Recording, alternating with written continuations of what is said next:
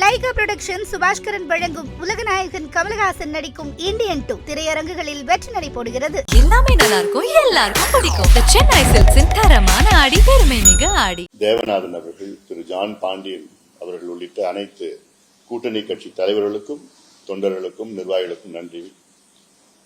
முக்கியமாக பாட்டாளி மக்கள் கட்சியின் அனைத்து நிர்வாகிகள் தொண்டர்களுக்கும், குறிப்பாக மாநில நிர்வாகிகள், மாவட்ட ஒன்றிய கிளை நிர்வாகிகள் 20 நாட்களாக களத்தில் அங்கேயே தங்கி அங்கேயே கடுமையாக பணியாற்றி கௌரவமாக பெற்ற கிட்டத்தட்ட 56,300 வாக்குகள் பெற்றிருக்கின்றோம்.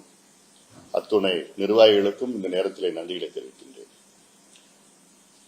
இந்த தேர்தல் நடந்தது உங்களுக்கு நன்றாக தெரிஞ்சிருக்கும், குறிப்பாக ஊடக நண்பர்களுக்கு தெரிந்திருக்கும். உலக அளவில் இந்த தேர்தலில் திமுக எப்படி வெற்றி பெற்றார்கள் என்று எல்லாருக்கும் தெரியும். பணத்தை கொடுத்து, பொருளை கொடுத்து, அதிகாரத்தை வைத்து வெற்றி பெற்ற திமுக அது உண்மையான வெற்றி கிடையாது. அதாவது நேர்மையான முறையில் ஒரு பைசா செலவில்லாமல் நாங்கள் பெற்ற 56,300 வாக்குகள் இதுதான் உண்மையான வெற்றியாக நாங்கள் கருதுகிறோம். கிட்டத்தட்ட 250 கோடி ரூபாய் பணத்தை திமுக இந்த இடைத்தேர்தலில் செலவு செய்திருக்கிறது. அதாவது 6,000 ரூபாய் பணமும் 4,000 ரூபாய் பொருளாக கொடுத்திருக்கிறது. இதில் 34 அமைச்சர்களில் 33 அமைச்சர்கள் களத்தில் இருந்தார்கள். 125க்கு மேல் சட்டமன்ற உறுப்பினர்கள், 30க்கு மேல் நாடாளுமன்ற உறுப்பினர்கள், மாவட்ட பெருந்தலைவர்கள், டிஸ்ட்ரிக்ட் சேர்மன், யூனியன் சேர்மன் போன்றவர்கள் எல்லாம் அங்கேயே தங்கி அங்கேயே வீடுவீடாக சென்று தேர்தலில் வாக்குகளை கேட்கவில்லை, மாறாக பணத்தை கொடுத்து வாக்குகளை பெற்றார்கள். 3 தவணையாக திமுக வாக்காளர்களுக்கு பணத்தை கொடுத்தார்கள். அன்றாடம் அரிசி மூட்டைகள், அப்புறம் எண்ணெய், பருப்பு, புடவைகள், மூக்குத்தி, கம்மல், என்னென்ன பொருள் கொடுக்கணுமோ அத்தனையும் அன்றாடம் கொடுத்தார்கள். இது உலகத்துக்கு தெரிந்தது, ஆனால் தேர்தல் ஆணையத்துக்கு தெரியவில்லை என்றால் நினைத்து பார்த்தாலே எனக்கு அதாவது வெக்கக்கேடு. தேர்தல் ஆணையம், தமிழ்நாட்டினுடைய தேர்தல் ஆணையம் தேவையா அப்படின்னு ஒன்னு யாரோ இருக்காங்களா? அப்படின்னு ஒரு யாரோ இருந்தாங்கன்னா he is unfit for this job. He is completely unfit for the job. உங்களுக்கு எதுக்கு ஒரு அதிகாரம்? உங்களுக்கு எதுக்கு ஒரு அலுவலகம்? உங்களுக்கு எதுக்கு ஒரு சம்பளம்? முதல்ல உங்களுக்கு துணையா எதுக்கு இவ்வளவு அதிகாரிகள்? உலகத்துல எல்லாத்துக்கும் தெரியுது, அங்க பணத்தை கொடுக்கறாங்க, பொருளை கொடுக்கறாங்க, எல்லாமே தினம் அங்க 2000 திமுக வாகனங்கள் அங்கேயே தங்கி இருக்குது, அங்கேயே சுத்திட்டு இருக்கிறாங்க கொடியை போட்டு. அங்க ஒவ்வொரு கிராமத்திலையும் ஒரு திமுக ஒரு பந்தல் போட்டு வச்சிருக்காங்க. அந்த பந்தலுக்கு 25,000 ரூபாய் செலவாகுது. கிட்டத்தட்ட 300 பந்தல் போட்டு வச்சிருக்காங்க. எத்தனை கோடி செலவு? Election expenses. நேரம் அந்த வேட்பாளரை தகுதி நீக்கம் செஞ்சிருக்கணும், எப்பயும் செஞ்சிருக்கணும். நேர்மையான முறையில் தேர்தல் நடந்தது இருந்தனா. ஆனா இதெல்லாம் தெரியவே தெரியலன்னு ஒரு தேர்தல் ஆணையர் சொல்றாருன்னா அவர் எப்பேற்பட்டு அதான் சொல்லி அன்பிட் ஃபார் ஜாப். அவர் மட்டும் இல்ல, இருக்கிற அவருக்கு உடந்தையா இருக்கின்ற அத்தனை பேரும். இது இப்படிதான் ஒரு இடைத்தேர்தல் நடத்தணுமா? இது ஒரு ஜனநாயக கேலி கூத்து. இது இதற்கு முதலமைச்சர் பெருமையா சொல்றதுக்கு எதுவுமே தெரியல எனக்கு. என்ன பெருமை முதலமைச்சர் சொல்லிட்டு இருக்காரு? விக்கிரவாண்டிக்கு போனீங்க, காசு கொடுத்தீங்க, ஓட்டு வாங்கினீங்க, இது ஒரு பெருமையாது? ஆனாலும் அதை மீறி அந்த தொகுதி மக்கள் எங்களுக்கு நேர்மையான முறையில் வாக்களித்தார்கள். இன்னொன்னு, நான் அந்த தொகுதி மக்களை நான் குறை சொல்ல மாட்டேன். ஏன்னா விக்கிரவாண்டி தொகுதி தமிழ்நாட்டில் மிக மிக மிக மிக ஒரு பின்தங்கிய ஒரு தொகுதி. அது இந்த மாவட்டம், விழுப்புரம் மாவட்டம் ஒரு பின்தங்கிய மாவட்டம். அதுல வாழ்வாதாரம் கிடையாது, விவசாயம் வானம் பார்த்த பூமி, வேலை வாய்ப்பு கிடையாது, தொழிற்சாலை கிடையாது. தமிழ்நாட்டிலே அதிக தனிநபர் வருமானத்துல கடைசியில் இருக்கிற மாவட்டம். பர் கேபிட்டா தலை வருமானம் சொல்றது அது கடைசியில் இருக்கிற பகுதி. அவங்களுக்கு 500 ரூபாய் பெரிய பணம். விக்கிரவாண்டி தொகுதி வாக்காளர்கள் 500 ரூபாய் பெரிய பணம். அவங்க கிட்ட போய் 10,000 ரூபாய் கொடுத்தா என்ன பண்ணுவாங்க? கொடுத்தவங்களுக்கு ஓட்டு போட்டுதான் ஆவாங்க. ஏன் 10,000 கொடுத்தா உதவிட ஓட்டு போட்டுருவாங்களா? யாரு கொடுக்குறாங்களோ இதான் சொல்றேன். யாரு 10,000 கொடுத்தா ஓட்டு போட போறாங்க. அந்த அளவுக்கு 10,000 ரூபாய்க்கு பணமும் பொருளும் கொடுத்து ஓட்டு போட்டிருக்காங்க மக்கள். நான் அவங்களை குறை சொல்ல மாட்டேன். ஏன்னா இந்த மக்களை 77 ஆண்டுகள் சுதந்திரம் அடைந்து இந்த நிலைமையில தான் வச்சிருக்கிறாங்க இவங்க ஆளுங்கட்சிக்காரங்களும் ஆண்டு கொண்டிருக்கின்றவர்கள். ஏன்னா இவங்க படிச்சாங்கன்னா வேலைக்கு போயிட்டாங்கன்னா தெளிவாயிட்டாங்கன்னா இவங்களுக்கு ஓட்டு போட மாட்டாங்க. அதனால இந்த மக்களை இப்படியே அடிமையா வச்சிருக்கணும், இப்படியே வேலை இல்லாம வச்சிருக்கணும், இப்படியே கூலியா வச்சிருக்கணும். இதுதான் இதுதான் திராவிட மாடல். இந்த திராவிட மாடல் தான் ஸ்டாலின் அவர்கள் சொல்கிறார். திராவிட மாடல்னா என்ன? தமிழ்நாட்டின் மக்கள் அடிமையா கூலியா வச்சிருக்கணும், பிச்சைக்காரனா வச்சிருக்கணும். அப்பதான் தேர்தல் நேரத்தில் கையேந்தி காசு வாங்கிட்டு அவங்களுக்கு ஓட்டு போடுவாங்க. இதுதான் திராவிட மாடல். இதுதான் விக்கிரவாண்டியில நடந்து திராவிட மாடல். இது அவங்க நிர்வாகத்துக்கு வெற்றி கிடையாது. திமுக அவங்களுடைய ஆட்சிக்கோ முதலமைச்சருக்கோ அவங்க செய்த நிர்வாகத்துக்கு எல்லாம் கிடையாது. கொடுத்த பணத்துக்கு மக்கள் அங்கு விசுவாசமா இருந்தார்கள், அதனால வெற்றி பெற்றிருக்கார்கள், அவ்வளவுதான். அதனால இடைத்தேர்தல் அது தமிழ்நாட்டில் அது அவாய்டு. அதாவது இப்படி ஒரு ஜனநாயக படுகொலை அது தவிர்க்கலாம். இது ஒரு பக்கம். அதனால இந்த தேர்தலில் மீண்டும் சொல்வது, இது எங்களுக்கு ஒரு சுயமரியாதையுடன் நாங்கள் பெற்ற வாக்குகள், ஒரு கௌரவமாக நாங்கள் பெற்ற வாக்குகளா நாங்கள் பார்க்கின்றோம். அதை நான் கம்பேர் பண்ணல. ஆனாலும் கடந்த இடைத்தேர்தல், ஈரோடு இடைத்தேர்தலில் அதிமுக பாஜக கூட்டணி அவங்க 2 பேரும் சேர்ந்து வாங்கின வாக்குகள் 43,000 வாக்குகள் வாங்கியிருக்கிறாங்க. இந்த தேர்தலில் நாங்கள் வாங்கின வாக்குகள் 56,300 வாக்குகள் நேர்மையான முறையில் நாங்கள் உழைத்து பெற்ற வாக்குகளாக நாங்கள் பார்க்கின்றோம். ஆனா இந்த இடைத்தேர்தலில் இவங்க இந்த பர்சன்டேஜ், அவங்க அந்த பர்சன்டேஜ், இவங்க ஓட்டு இங்க போச்சு, அந்த ஓட்டு எங்க போச்சுன்னு அனாலிசிஸ் தயவுசெய்து பண்ணாதீங்க. இது வேஸ்ட். ஏன்னா மொத்தம் காசு கொடுத்தாங்க, ஓட்டு போட்டாங்க, யார் வேணா ஓட்டு போடுவாங்க. இப்போ உதாரணம், ஜெயலலிதா அம்மையார் இருந்த நேரத்தில் அதிமுக ஒரு ஓட்டு கூட திமுக போட மாட்டாங்க. ஏன்னா அவங்களுடைய ஜென்ம எதிரி. எம்ஜிஆர் கட்சி தொடங்கினதுக்கு காரணம் திமுக ஒழிக்கிறதா தடவினார். ஆனாலும் இப்போ அவங்க அதிமுக காசு கொடுத்து ஓட்டு போட்டிருக்காங்க, திமுக ஓட்டு போட்டிருக்காங்க. அப்ப நினைச்சுப்பாங்க அந்த நல்ல இட்ஸ் ஃப்ரீ பை எலெக்ஷன். இது இதுக்கும் பொது தேர்தலுக்கும் சம்பந்தமே கிடைக்க போறது. பொது தேர்தலில் ஒட்டுமொத்தமா அத்தனை அமைச்சர்கள் ஒரே தொகுதியிலையும் எம்எல்ஏக்கள், எம்பிக்கள், சேர்மன் எல்லாம் தங்கி அங்கே பணம் எல்லாம் கொடுக்கறதுக்கு ஒரு சூழலாம் இருக்க போறது கிடையாது. அதனால அடுத்த தேர்தல் நிச்சயமாக பொது தேர்தல் இதுக்கும் சம்பந்தமே இருக்க போறது கிடையாது. மீண்டும் வாக்களித்த வாக்காளர்களுக்கும் எங்கள் கட்சி கூட்டணி தலைவர்கள், நிர்வாகிகளுக்கும், எல்லாத்துக்கும் மேல் பாட்டாளி மக்கள் கட்சியினுடைய அடிமட்ட தொண்டர்கள் அங்கேயே தங்கி அங்கே தொண்டர்களுக்கும் நிர்வாகிகளுக்கும் மீண்டும் என்னுடைய நன்றிகளை இந்த நேரத்தில் நான் தெரிவிக்கின்றேன்.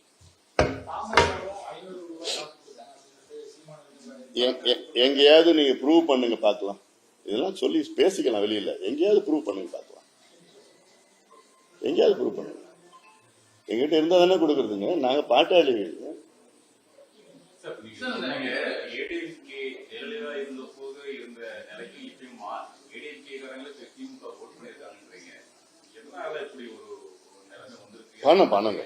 பணத்தை தான். அதெல்லாம் நான் மீண்டும் சொல்றேன், அங்க தொகுதியில் உள்ள வாக்காளர்ல நான் தப்பு சொல்ல மாட்டேன். ஏன்னா இவ்வளவு பணம் கொடுக்கறாங்க. ஏன்னா அவங்கள பார்த்தா ஏழ்மையான ஒரு சூழல், கூலியா இருக்கிறாங்க, வருமானம் கிடையாது, விவசாயமும் கிடையாது, அங்க பாசன திட்டங்களும் கிடையாது, விவசாயத்தை நம்பியிருக்காங்க, வனம் பார்த்த பூமி நம்பியிருக்காங்க. அதனால அவங்களுக்கு 10,000 ரூபாய் பெரிய பணமா, யாருக்கு வேணா 10,000 ரூபாய் பெரிய பணம் அந்த தொகுதியில் அவங்க வாங்கியிருக்கிறாங்கன்னா, அது இல்லாம அவங்களுக்கு போய் மிரட்டி, நீ ஓட்டு போட்டியா போடலையா, நாங்க வீடியோ வச்சு பார்த்தோம், கேமரால பார்த்தோம், நான் போடல, நீ திருப்பி கொடு, இப்படி எல்லாம் போய் அவங்கள போய் துன்புறுத்தி இருக்கிறாங்க. எல்லாம் வீடியோஸ் எல்லாம் நாங்க பார்த்தோம். நாங்க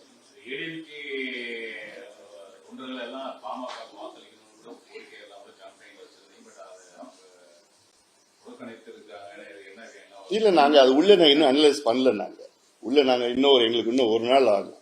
அது யார் யார் எந்தெந்த பூத்துல எப்படி ஓட்டு எங்களுக்கு வந்திருக்கு, யார் போட்டிருக்கா, அது அவங்க எந்தெந்த ஓட்டு அப்படின்னு நாங்க இன்னும் அனலைஸ் பண்ணிட்டு நான் அது உங்க கேள்விக்கு பதில் சொல்லுவேன். என்ன அந்த கள்ளக்குறிச்சியில் நடந்த சாதனை சொல்றாங்களா, இல்ல திருநெல்வேலியில் நடந்த அந்த படுகொலை பத்தி சொல்றாங்களா, இல்ல ஆம்ஸ்ட்ராங் படுகொலை சொல்றாங்களா, இல்ல அங்க அதிமுக படுகொலை சொல்றாங்க, சட்டம் ஒழுங்கு சொல்றாங்களா? இதுதான் சாதனை, அவங்க சாதனையா? நீங்க சொல்ற மாதிரி நம்ம பார்த்தோம்னா கள்ளக்குறிச்சியில் நடந்தது மிகப்பெரிய ஒரு உயரமான சம்பவம். மக்கள் ஒரு கோபத்துல இருந்து திமுக எதிர்ப்பால வாக்களிச்சிருக்கணும். நிச்சயமா கோபத்தில் இருக்கிறாங்க. அதாவது இந்த தேர்தல் மட்டும் நேர்மையான முறையில் நடந்திருந்தால் திமுக டெபாசிட் இழந்திருக்கும். அதுதான் கள நிலவரம். அங்க அவ்வளோ மக்கள் வந்து திமுக மீது கோபத்தில் தான் இருக்கிறாங்க. அங்க மட்டும் இல்ல, ஒட்டுமொத்த தமிழ்நாட்டில் கோபத்தில் தான் இருக்கிறாங்க. ஏன்னா இது கள்ளக்குறிச்சி வந்து பக்கத்து மாவட்டம் தான். எல்லாமே அங்கேயும் விழுப்புரத்திலே பாத்தீங்கன்னா, விழுப்புரம் மாவட்டத்திலே சமீபத்தில் 11 பேர் கள்ளச்சாராயத்தை குடிச்சு அதுல ஒருத்தர் இறந்துட்டார். இன்னும் கொஞ்சம் பேர் வந்து ஏதோ தப்பிச்சிருக்கிறாங்க. அதுவும் மூடி மறைச்சிட்டு இருக்காங்க. இது சம்பவமே இல்லைன்னு மூடி மறைச்சிட்டு இருக்காங்க அரசு. அதனால இது ஒரு சம்பவம் தொடர்ந்து நடந்துட்டு வருது. எங்க பார்த்தாலும் லஞ்சம், ஊழல் இருக்கு, நிர்வாகமே கிடையாது. அது தேர்தல் ஆணையம் நினைச்சா முடிவு பண்ணலாம். தேர்தல் ஆணையம் நினைச்சா முடிவு பண்ணலாங்க. தேர்தல் ஆணையம் ஒரு கேண்டிடேட்டை வந்து டிஸ்குவாலிஃபை பண்ணா போதும். ஒரே கேண்டிடேட் டிஸ்குவாலிஃபை பண்ணா இது யாருமே லீடு பண்ண மாட்டாங்க. அந்த அதிகாரம் தேர்தல் ஆணையத்துக்கு இருக்கு. இங்க நான் தமிழ்நாடு பத்தி சொல்லிட்டு இருக்கிறேன். நான் தமிழ்நாடு தான் நடத்திட்டு இருக்கிறாங்க. இங்க அங்க ஒரு ரிட்டர்னிங் ஆபீசர் இருக்காரு. அவர் வந்து டிஆர்ஓ நினைக்கிறேன். அவர் என்ன பண்ணுவாரு? அவருடைய அமைச்சர் அங்க வந்து வராரு. அமைச்சர் மீது கம்ப்ளைண்ட் பண்ண முடியுமா டிஆர்ஓ? அவர் பாவம் என்ன நடக்குதுன்னே தெரியல. அவரு புகார் கொடுக்குறோம், பணம் கொடுக்குறாங்க, போறாங்க. இல்லைங்க அப்படிங்களான்னு கேட்கிறாரு. ஏங்க உங்களுக்கே தெரியலையா? என்ன உங்க வீட்லயும் பணம் வந்ததுன்னு சொன்னோம். வேற எப்படி வீடியோ இருக்கு. ஒரு திமுக நிர்வாகி பணம் கொடுக்கிறாரு, பணமே கொடுக்கிறாரு, திமுக சிம்பிள் வச்சுக்கிட்டு பணம் கொடுத்துட்டு இருக்காரு, ஓட்டு போடுங்கன்னு வீடியோ இருக்கு, ஆதாரம் இருக்கு. போய் கம்ப்ளைண்ட் கொடுக்கணும். இது வரைக்கும் எஃப்ஐஆர் பண்ண போடல.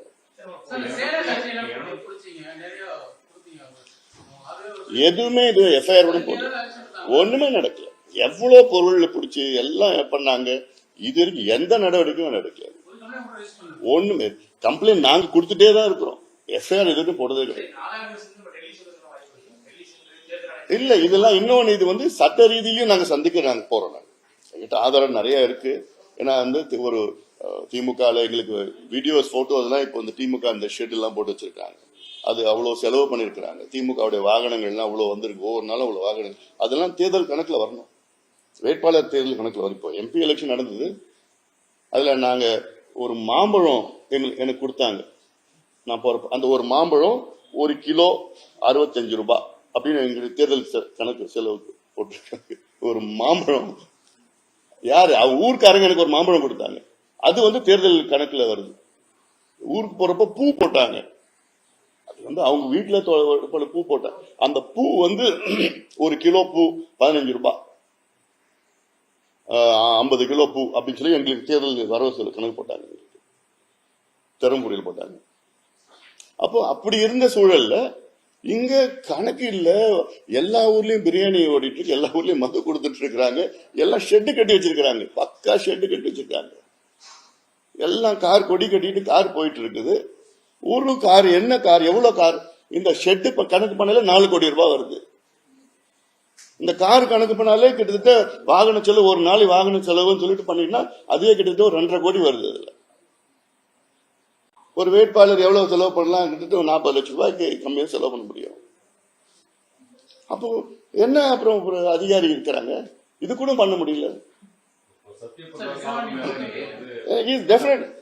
அவர்கிட்ட போய் கம்ப்ளைண்டே கொடுத்தோம். ஒரு ரெஸ்பான்சிபிள் ஆபீசரா இருக்கணும்ல. அவர் எவ்வளவு பெரிய responsibility to uphold the democracy in our country. அதான் அவரோட வேலை. அது கூட பண்ண முடியலன்னா எதுக்கு நீங்க பதவியில் இருக்கிறீங்க? விலகி எடுக்க போங்க, ரிசைன் பண்ணுங்க. எனக்கு பதவி வேணாம்னு சொல்லிட்டு போங்களேன். உங்களை நம்பிதானே நாங்க கட்சியெல்லாம் இருக்குது. என்ன கை கட்டப்பட்டதுங்க? என்ன கை கட்டப்பட்டது? அப்ப எனக்கு வேலை வேண்டான்னு போங்களேன். அப்பதான் சொல்ல, அப்படி மிரட்டினா விட நீங்க வேலை வேண்டாம் ரிசைன் பண்ணிட்டு போக வேண்டியதானே, சொல்லிட்டு போக வேண்டியதானே. அதான ஒரு நேர்மையான நல்ல அதிகாரிக்கு அழகது. ஒரு தைரியமான அதிகாரி பற்றி செஞ்சிருப்பாங்க. நாட்டினுடைய ஜனநாயக டெமோக்ரஸி எலெக்ஷன். இது பஞ்சாயத்து தேர்தல் கிடையாது, இது அசம்பிளி எலெக்ஷன். இது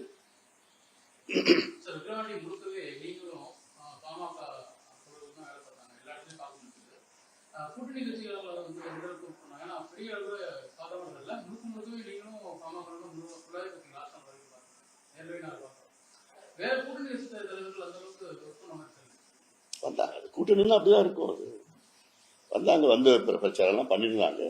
அதுக்கெல்லாம் எலெக்ஷன் ஒரு கூட்டணி அப்படிதான் இருக்கும். சார், தமிழ்நாட்டுல பிஜேபியோட கூட்டணி வச்சா அது வந்து அந்த தேர்தல்ல வெற்றி பெற முடியாது அப்படின்ற மாதிரி சொல்லிதான் ஏடிஎம்கேல இருந்து பிஜேபியோட கூட்டணியை முடிச்சுட்டாங்க. இந்த தேர்தல் உட்பட இந்த பிஜேபியோட வைக்கிற அலைன்ஸ் தான் வந்து தொடர் தோல்விகளுக்கு காரணமாகுது அப்படின்ற சென்டென்ஸ் சில பேர் சொல்றாங்க. அவங்களுக்கு இல்ல ஒரு பை எலெக்ஷனை வச்சு நம்ம எந்த தேர்தலுடைய முடிவுகள் அது வந்து எடை போட முடியாது.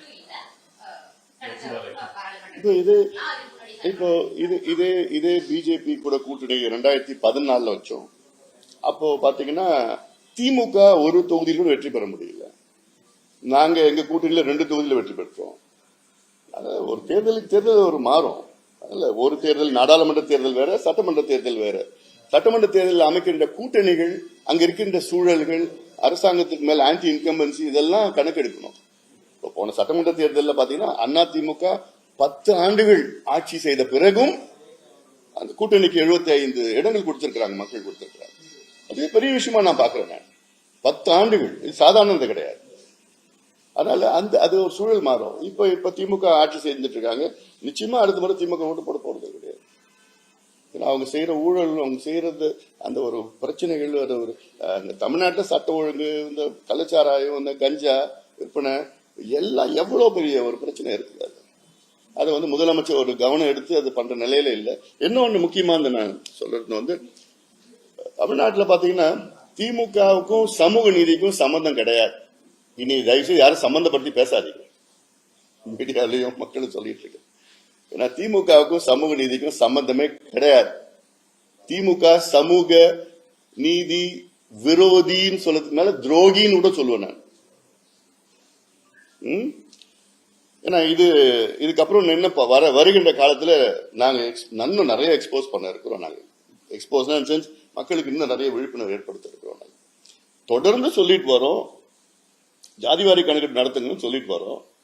இதனால நடத்தாதனால தமிழ்நாட்டில் உள்ள 69 விழுக்காடு இடஒதுக்கீட்டுக்கு ஆபத்து வந்திருக்கிறது. பல முறை எச்சரிக்கை கொடுத்துட்டு இருக்கோம். என்னைக்கு இந்த வழக்கு உச்சநீதிமன்றத்தில் எடுப்பாங்க எங்களுக்கே தெரியல. எடுத்தாங்கன்னா முடிஞ்சு போச்சு. 69 விழுக்காடு இடஒதுக்கீடு ரத்து பண்ணிடுவாங்க, இது உறுதியா செய்வாங்க. ஆனாலும் நாங்க எடுக்க மாட்டோம்னா புரியல. நேற்று கூட ஒரு அமைச்சரை நான் சந்திச்சேன், ஒரு நிகழ்ச்சியில சந்திச்சேன். நான் ஒரு குடும்ப நிகழ்ச்சியில சந்திச்சேன், ஆந்திரா அமைச்சரை சந்திச்சேன். அவர் வந்து 150 கோடி ரூபாய் ஆந்திராவில் வந்து ஜாதிவாரி கணக்கெடுப்புக்காக ஒதுக்கீடு செஞ்சிருக்கிறாங்க. முதல் தவணையா செஞ்சிருக்கிறாங்க. இதுக்கப்புறம் தேவைப்பட்டா இன்னும் ஒரு 200 கோடி ரூபாய் நாங்க ஒதுக்கீடு செய்வோம்னு சொல்லிட்டு இருந்தார். அப்போ ஆந்திராவில் எடுக்கிறாங்க, தெலுங்கானா எடுத்துட்டு இருக்கிறாங்க, ஒரிசால எடுத்துட்டு இருக்கிறாங்க, கர்நாடகால முடிச்சாங்க, ஜார்க்கண்ட்ல எடுக்க தொடங்கி இருக்கிறாங்க, பீகார் எடுத்து முடிச்சு அது வந்து பீகாருடைய உயர்நீதிமன்றமும் அது வந்து உறுதி செஞ்சிருக்கு, உச்ச நீதிமன்றமும் உறுதி செஞ்சிருக்கிறாங்க, அது தடை செய்யல. ஆனா முதலமைச்சர் ஸ்டாலின் அவர்களுக்கு மட்டும்தான் இது தெரியாதான். இந்தியாவில் எல்லா மாநிலத்துக்கும் தெரியுது. ஆனா ஒரே ஒருத்தருக்கு தெரியலையா, முதலமைச்சர் ஸ்டாலின் அவர்களுக்கு அதிகாரமே இல்லப்பா, எங்களுக்கு மத்திய அரசு தான் செய்யணும். அது பாவம், அவர் சொல்லத்தான் சொல்ல போறாங்க. இப்படி ஒரு லா மினிஸ்டர் தமிழ்நாடுக்கு தேவையா? இது கூட தெரியாது அவருக்கு. ஒரு சட்ட அமைச்சர் கூட தெரியாதா? அப்ப பீகார்ல நடந்தது என்னன்னு வச்சுக்கலாம். அப்ப அது அவர்கிட்ட தான் கேட்கணும். பீகார்ல நடந்தது என்ன, அது ஏன் தடை பண்ணலையே, அது என்னன்னு சொல்லி கேட்கணும். அவங்க கூட்டணி தானே ஆந்திராவில் இருக்காங்க, திமுக கூட்டணி தானே ஆந்திராவில் இருக்கிறாங்க. அவங்க கூட்டணி அங்க ஆந்திராவில் ஆரம்பிச்சுட்டாங்க. அப்ப அவங்க இவங்களுக்கு உடந்தே இல்லையா? அப்போ இது எவ்வளவு பெரிய ஒரு பொய்ய முதலமைச்சர் சொல்றாரு, அது சட்டமன்றத்தில் சொல்லிட்டு இருக்காரு. அப்போ உங்களுக்கு சமூக நீதி பேசுறதுக்கு எந்த தகுதியும் கிடையாது. அது அடிப்படையில ஒரு நல்ல ஒரு நிர்வாகம், நல்ல முதலமைச்சர் என்ன பண்ணுவாங்கன்னா, கிட்டத்தட்ட 60-70 ஆண்டு காலம் இடஒதுக்கீடு பெற்றெடுக்கின்றவர்கள் அவங்க இன்னைக்கு எந்த நிலையில இருக்கிறாங்க? நீங்க பறவைகளை கணக்கெடுக்கிறீங்க, விலங்குகளை கணக்கெடுக்கிறீங்க, எல்லாம் நீங்க பேருந்துகள்ல போறதுக்கு மாணவர்களை கணக்கெடுக்கிறீங்க, பெண்களுக்கு நலத்திட்டங்கள் கொடுக்கறது பெண்களை கணக்கெடுக்கிறீங்க. இடஒதுக்கீடு கொடுக்கறது ஏன் உங்களுக்கு கணக்கெடுக்க மனசு வரல? ஏன்னா இவ்வளவு காலமா இடஒதுக்கீடு பெறுகின்ற மக்கள் எந்த நிலையில இருக்கிறாங்க? இப்ப மலை குறவர்கள் இருக்கிறாங்க, அவங்கள நம்ம நரி குறவர்கள் சொல்றோம், இந்த குறவன் குறத்தி எல்லாமே நம்ம பழங்காலத்துல இருந்து உண்மையான தமிழர்கள். அவங்க என்ன நிலையில இருக்கிறாங்கன்னு யாருக்காவது தெரியுமா? எத்தனை பேர் இருக்கிறாங்க? படிச்சிருக்கிறாங்களா? வேலை இருக்குதா? வீடு இருக்குதா? பட்டதாரிகள் இருக்கிறாங்களா? இது தெரியறதுக்கு ஆர்வம் இல்லையா முதலமைச்சருக்கு? தமிழ்நாட்டில் எவ்வளவு மீனவர்கள் இருக்கிறாங்க? மீனவர்களுக்கு வீடு இருக்கா? குடிசையில் இருக்கிறாங்களா? படிச்சிருக்கிறாங்களா? படகுகள் இருக்கா? வலை இருக்குதா? வீட்டுல கழிப்பறைகள் இருக்கா? அது கணக்கெடுக்கிறது மனசு இல்லையா முதலமைச்சருக்கு? இது தெரிஞ்சுக்கிறது கூட முதலமைச்சருக்கு மனசு இல்லைன்னா அப்புறம் என்ன முதலமைச்சர்? இது சர்வே, இதுதான் ஜாதி வாரி சர்வே. நீ பேரை பிடிக்கலன்னா பேரை கூட மாத்திக்கங்க. எனக்கு ஜாதி அந்த பேரை பிடிக்கல, பேரை மாத்திக்கங்க. சோசியல் ஜஸ்டிஸ் சர்வேன்னு சொல்லுங்க. எடுத்து இந்த மக்கள் எப்படி இருக்கிறாங்க, எந்த நிலையில இருக்காங்க, அது பேரை மாத்திக்கங்க. நீங்க சமூக நீதி கணக்கெடுப்பு மாத்திக்கங்க. உங்களுக்கு பேர் பிடிக்கல, ஓட்டு மட்டும் ஜாதியை பார்த்து ஓட்டு. ஏன் இந்த தேர்தலில் திமுக பெரிய கணக்கெடுத்தாங்க தெரியும்ல, விக்கிரவாணி இடைத்தேர்தல் எந்தெந்த கிராமத்தில் எந்தெந்த ஜாதி, எந்தெந்த மதம், எந்தெந்த ஓட்டு, இதுக்கு லிஸ்ட் கையில வச்சிருக்கிறான் தெளிவா. அதை வச்சுதானே காசு நிறைய கொடுத்தாங்க. போய் தேர்தலுக்கு நீங்க ஜாதி வாரி கணக்கெடுப்பு நடத்துவீங்க, ஓட்டுக்கு பணம் கொடுக்கறதுக்கு. ஆனா அவன் படிக்கிறதுக்கும் வேலைக்கும் நீங்க கணக்கெடுப்பு நடத்த மாட்டீங்க. இதுதான் உண்மையான திமுக. இதுதான் சமூக நீதியா?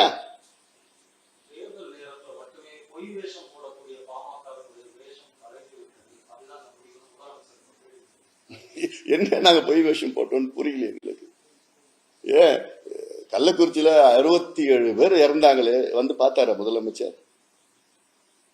இவருக்கு கீழே தானே போலீஸ் இயங்கிட்டு இருக்கு. சட்டம் ஒழுங்கு இவர் தானே பொறுப்பு. இவர் தானே பொறுப்பு எடுத்துக்கணும். 67 பேர், அதுல 67 பேர் 60 பேர் பட்டியலினத்தை சார்ந்தவர்கள், தாழ்த்தப்பட்ட மக்கள். பார்த்தாரா? இல்ல யார் வேஷம் போடுறான்னு தெரியல எனக்கு.